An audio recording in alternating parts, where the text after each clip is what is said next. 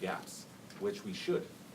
And I can guarantee you that if we had the same level of funding on a per capita basis that Canada deals with, any First Nation would balance that budget year after year after year.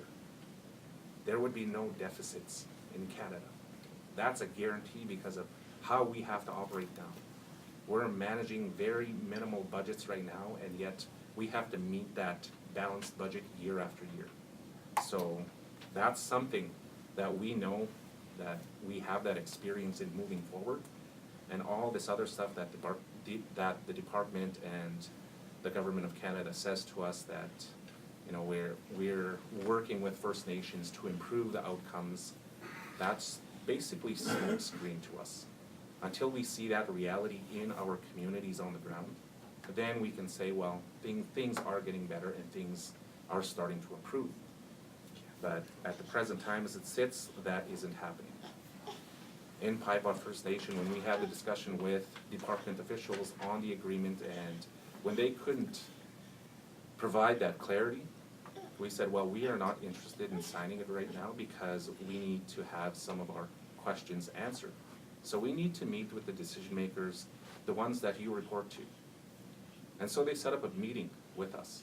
And then when that date came, we got excuses for why it couldn't happen. But that didn't change the date of this deadline that they gave us, to say that if you don't sign this agreement, then no funds will flow April 1 to your community, not even essential services. So when we talk about our school and the teachers that come out to provide an education to our children, they wouldn't be paid. When we talk about the service people that provide the infrastructure services to our community, like our water treatment plant operators and those technicians, they would not be paid. You know, all of these things put us in a situation where we're between a rock and a hard place. And it's frustrating for us to continue to operate in a manner that, as has been previously said before me, we're just managing poverty. And on the one hand, it's good to see communities moving forward like this, that enough is enough, basically.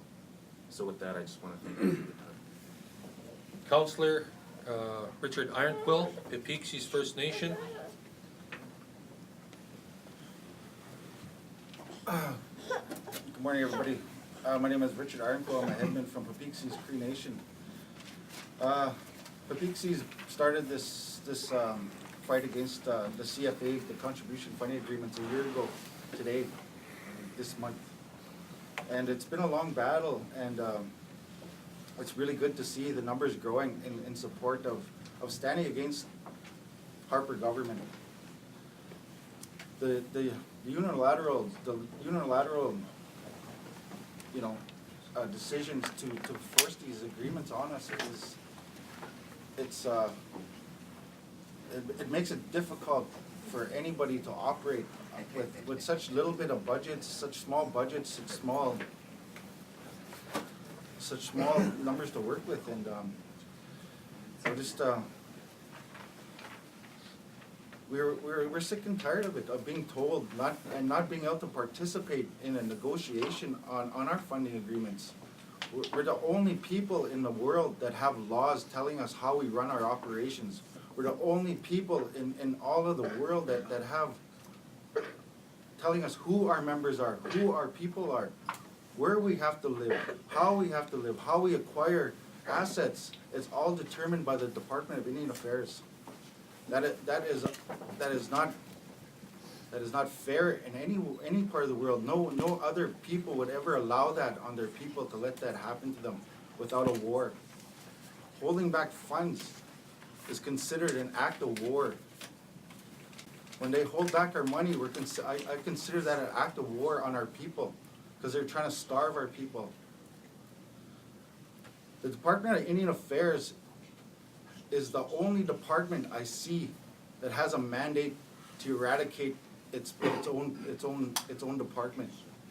The Minister of Fisheries does not make laws to get rid of fish. The Department of Forestry does not make laws to clear cut the whole entire forest. But our Department of Indian Affairs has a policy to get rid of the First Nations people. Now is the time, as people, we have to stand up and fight against these people, and fight against this INAC, and tell them enough is enough. We're sick and tired of being poor. We're sick and tired of being this low on the scale. When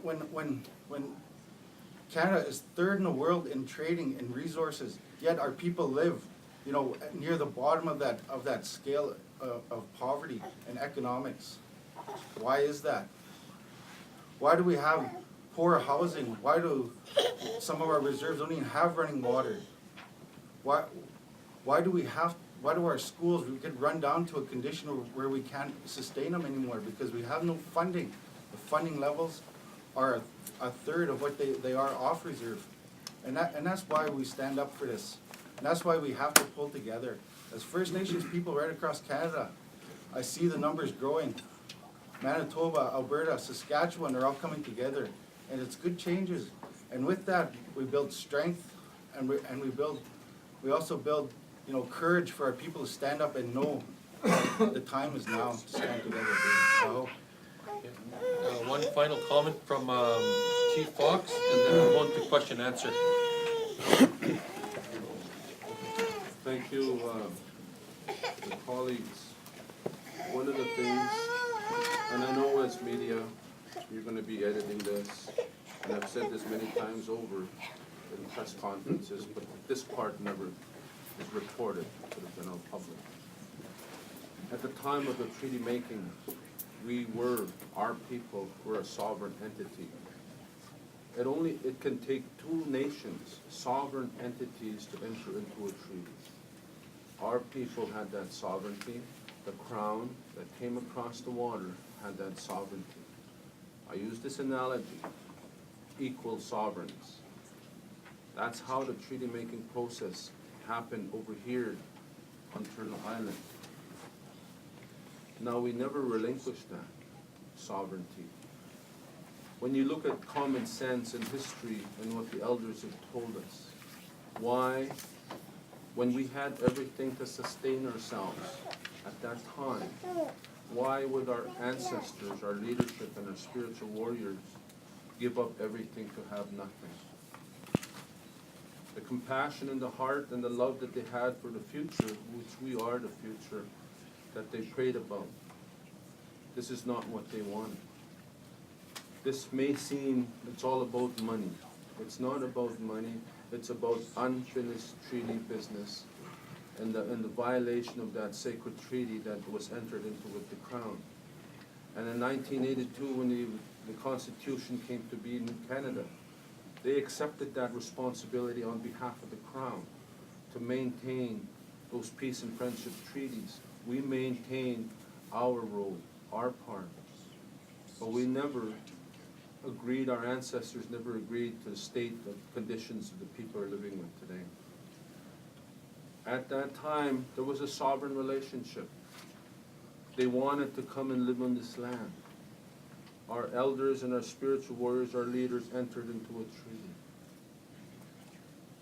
Right from that time, they've devised this termination policy, and that's what's happening today. 135 years later, it's still happening today.